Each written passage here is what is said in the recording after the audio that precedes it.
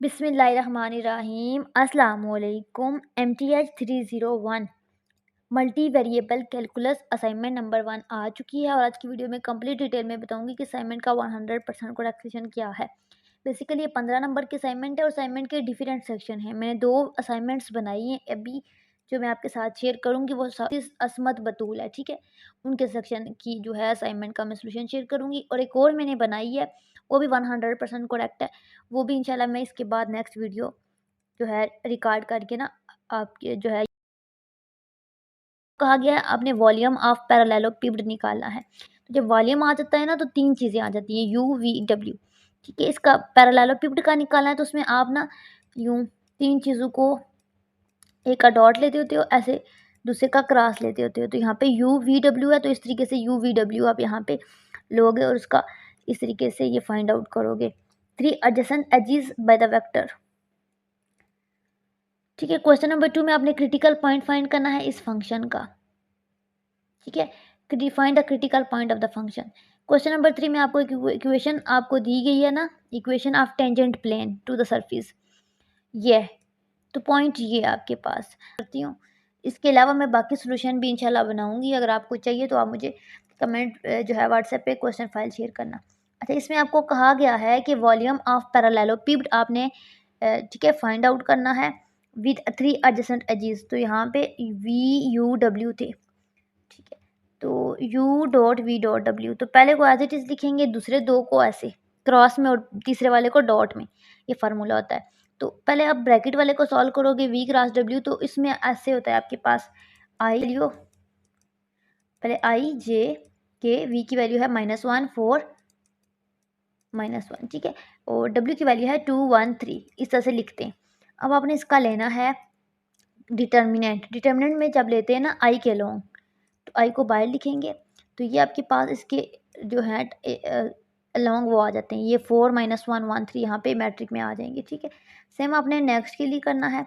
अब आपने इसको यहाँ पे लिखना है एक्सपेंडिंग बाय रो। आप इसको बाय कॉलम भी काट सकते हैं, मैंने रो को किया है। तो जब रो को किया तो आप -j को करेंगे तो आपके पास के करस्पॉन्डेंस कट हो जाएंगे, तो -1 2 -1 3 इस तरह से ये आ जाएंगे, ठीक है। सेम आपने थर्ड के लिए करना है, तो के लिए करना है के बाय लिखा और इसके एडजेसेंट ये, तो आपके पास -1 4 2 1 यहाँ पे ये आ जाएगा। अब अपने इसका डिटर्मिनेंट लेना है तो आई को एज इट इज़ बाय लिखना है और 4 3 जार 12 और 1 1 जार 1, तो ये माइनस है तो माइनस आएगा और उसके सेंटर में माइनस होता है तो माइनस माइनस प्लस 12 + 1 आ जाएगा जो कि आपके पास 13 आई आ जाएगा, ठीक है।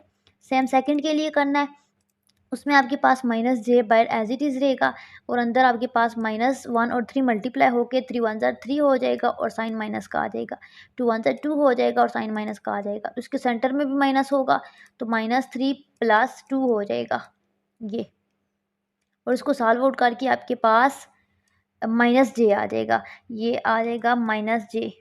तो ये देखिए बाहर भी यहाँ पे भी माइनस है तो ये माइनस और ये माइनस आपस में फिर ये प्लस हो जाएंगे, ठीक है। ये छोटी छोटी गलतियाँ जो हैं आपके क्वेश्चन को गलत कर सकती हैं, तो आपने इसको करेक्ट ध्यान से करना है। इसका 100% करेक्ट सोल्यूशन है। सेम आपने के लॉन्ग किया तो आपके पास ये आ जाएंगी -1 1 जार 1 4 2 जार 8, सेंटर में माइनस आ जाएगा तो -9 आ जाएगा, ये आपके पास आ जाएगा, ठीक है। तो ये आपके पास V क्रॉस W आ गया। ये आपके पास वेक्टर होता है, आई जे के लॉन्ग जो होता है ना वो वेक्टर होता है, ये वेक्टर की बात हो रही है। तो यहाँ पे अब आपने ना इसके साथ V क्रॉस W निकाल लिया, U.V क्रॉस W निकालना है तो U सेट लिखा और V क्रॉस W जो अभी निकाला है ना वो लिखा यहाँ पे। अब आपने बात याद रखनी है कि जब भी वेक्टर्स की मल्टीप्लिकेशन होती है ना तो I आपस में 1 होता है। एक जैसे दानों को मल्टीप्लाई करो 1 आता है, अगर एक डॉट जे हो तो वो 0 होगा, यानी कि एक चेंज हो दूसरा भी चेंज हो तो 0 आता है। तो यहाँ पे फिर आई के साथ मल्टीप्लाई होगा, जे के साथ, के के साथ, तो वो 1 1 1 आ जाएगा आई जे के, ठीक है। लेकिन अगर मैं 3i को 1 जैसे करूँगी -9 जैसे करूँगी तो वो I.J बेसिकली 0 हो जाएगा, वो ख़त्म हो जाएगा।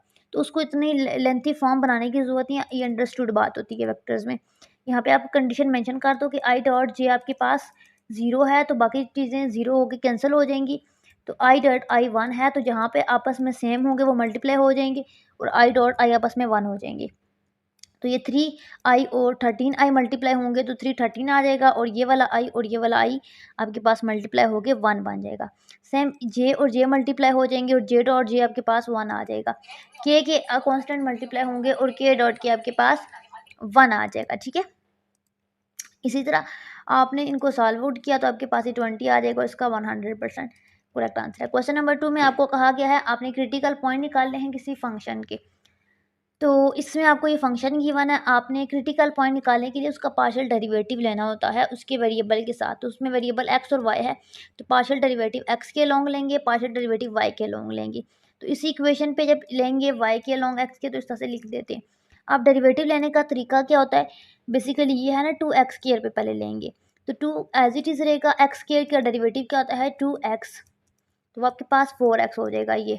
ठीक है, इसी तरह यहाँ पे लेंगे तो 3xy है, तो 3 एज इट 3 ऐसे रहेगा, y ऐसे रहेगा, x का डेरिवेटिव 1 हो जाएगा, तो 3 1 ज़ा 3 3y आ जाएगा, ये आ जाएगा। ठीक है, y के लॉन्ग लेंगे तो y square as it is रहेगा, किसका डेरिवेटिव ले रहे हैं x के लॉन्ग ले रहे हैं, तो x यहाँ पे इस पूरी टर्म में मौजूद नहीं है, जब x मौजूद नहीं होगा तो 1 आता है, तो 1 का डेरिवेटिव आपके पास 0 होता है। तो जब भी किसी टर्म में जिसके लॉन्ग डेरिवेटिव ले रहे हैं वो टर्म ना हो तो वो ऑटोमेटिकली 0 हो जाती है, ये भी 0 हो जाएगी। तो -4x का डेरिवेटिव -4 आ जाएगा, यहाँ पे x नहीं है तो 0 हो जाएगा, यहाँ पे भी x टर्म x वेरिएबल मौजूद नहीं है तो 0 हो जाएगा। तो यहाँ पे +0 0 लिख लो, ना लिखो आपकी मर्जी है। सेम आपने यहाँ पे करना है y के लॉन्ग, तो यहाँ पे देखिए y वाली कोई टर्म नहीं है, ये 0 हो जाएगा, यहाँ पे y वाली टर्म है ये, तो 3x डेरिवेटिव आ जाएगा। इसी तरह y स्क्वायर है तो 2y आ जाएगा, और 4 यहाँ पे भी y नहीं है, 0 हो जाएगा, और ये -5 आ जाएगा। तो ये x और y के लॉन्ग डेरिवेटिव लेके इसको 0 के इक्वल सेट कर देंगे, तो यहाँ से हमारे पास ना 2 इक्वेशंस बन जाएंगी। ये इक्वेशन ये देखें, तो इस इक्वेशन 1 इसको जो है ना हम मल्टीप्लाई करते हैं 2 से, इसको 3 से, ताकि यहाँ पे 6 बन जाए, यहाँ पे भी 6 बन जाए। तो इससे ये होगा कि जब हम दोनों को मल्टीप्लाई करेंगे, आपस में सब्ट्रैक्ट करेंगे, तो एक चीज़ कैंसिल आउट हो जाएगी। अब एक चीज़ कैंसिल आउट हो जाएगी तो एक वेरिएबल की, ये देखिए ये 6 माइनस +6y -6y होगा तो ये कैंसिल हो जाएगा, एक वेरिएबल की वैल्यू निकल आएगी, फिर उसको हम किसी भी इक्वेशन में पुट करेंगे तो दूसरे की भी निकल आएगी। तो हमारे पास पॉइंट क्या आ गए, क्रिटिकल पॉइंट -7 से 8 आ गए। ठीक है, नेक्स्ट इस असाइनमेंट के क्वेश्चन नंबर 3 में आपको एक इक्वेशन दी गई है और उसकी टेंजेंट प्लेन आपने फाइंड आउट करना है। बेसिकली ये आपके पास इक्वेशन है ना, तो इसकी आपने टेंजेंट वाली फाइंड आउट करनी है। पॉइंट भी आपको गिवन है। तो सबसे पहले जो आपको फंक्शन गिवन है ना, ये वाला देखिए एक्स वाई की फॉर्म है, ये वेक्टर नहीं है, फंक्शन है। ठीक है, तो इस आपने ये इसको होता है ग्रेडियंट डेल, तो डेल एफ निकालोगे, यानी कि इस ग्रेडियंट को इस फंक्शन से मल्टीप्लाई करोगे, तो ये फंक्शन पहले तो एक्स के लॉन्ग डेरिवेटिव लेगा, फिर वाई के, फिर जी के। तो एक्स के डेरिवेटिव कोमा वाई का डेरिवेटिव और जी का डेरिवेटिव, ये आ गया आपके पास। डेरिवेटिव लेना मैं आपको बता चुकी हूँ, अगेन बता देती हूँ। डेरिवेटिव लेने में एक्स वाई स्क्वायर है एज इट इज़, इसको पहले लिखेंगे पूरे को, फिर अगेन। तो एक्स वाई स्क्वायर का डेरिवेटिव एक्स के लॉन्ग लेंगे तो यहाँ पे 1 वाई स्क्वायर आ जाएगा, जो कि वाई स्क्वायर आ जाएगा। यहाँ पे एक्स कोई नहीं है, 0 आ जाएगा, ये भी 0, ये भी 0। इसको वाई के लॉन्ग करेंगे तो एक्स एज इट इज़ रहेगा, और वाई का डेरिवेटिव 2y होता है, तो 2xy आ जाएगा ये, कोमा +2y जी है तो 2z आ जाएगा, y ख़त्म हो जाएगा। यहाँ पे y नहीं है, यहाँ पे भी नहीं है, तो ये 0 0 हो जाएंगे। ठीक है, इस तरह z के लॉन्ग ले रहे हैं तो यहाँ पे z नहीं है, तो ये 0, ये भी 0, तो ये 2 टर्म आएंगे। इसमें क्या आएगा 2y -2z आ जाएगा, इसको यहाँ पे लिख लिया। अब तीनों टर्म में यहाँ पे कोमा आएगा, इसको करेक्ट कर लें, यहाँ पे कोमा है। ठीक है, फिर आप इसमें पॉइंट पुट करेंगे इस इक्वेशन में, तो आपके पास ये 4 - 18 - 2 आ जाएगा पॉइंट। अब आपके पास एक पॉइंट गिवन था, टेंजेंट का पॉइंट आपके पास समझ लो आ गया। अब अपने नॉर्मल फॉर्म बनानी है तो ये फार्मूला होता है ax - x0 by - y0 c जो है z - z0। अब जो a और b और जो c है ना, ये बेसिकली आपके पास टेंजेंट के पॉइंट पुट करते हो आप इसमें। ये जो आपने अभी निकाले 4 - 18 - 2, ये देखें अभी आपने निकाले ना 4 - 18 और -2। ठीक है, और x - x0 x as it is रहेगा, y भी एज इट इज़ रहेगा, z भी एज इट इज़ रहेगा, और x0 y0 z0 आपको इनिशियल पॉइंट जो क्वेश्चन में गिवन होते हैं वो आपने पुट करने होते हैं। तो आपको कौन से गिवन थे -6 2 3, तो यहाँ पे आपने -6 2 3 को पुट किया, ये -6 2 3, तो सॉल्व आउट करके आपके पास ये फॉर्म आ जाती है डेल ऑफ एफ, वो ये x0 6 -2 -3 पुट किए, तो आपके पास ये आ गया। सॉल्व आउट किया तो ये आपके पास इक्वेशन बन जाएगी और यही आपके पास टेंजेंट प्लेन की इक्वेशन है।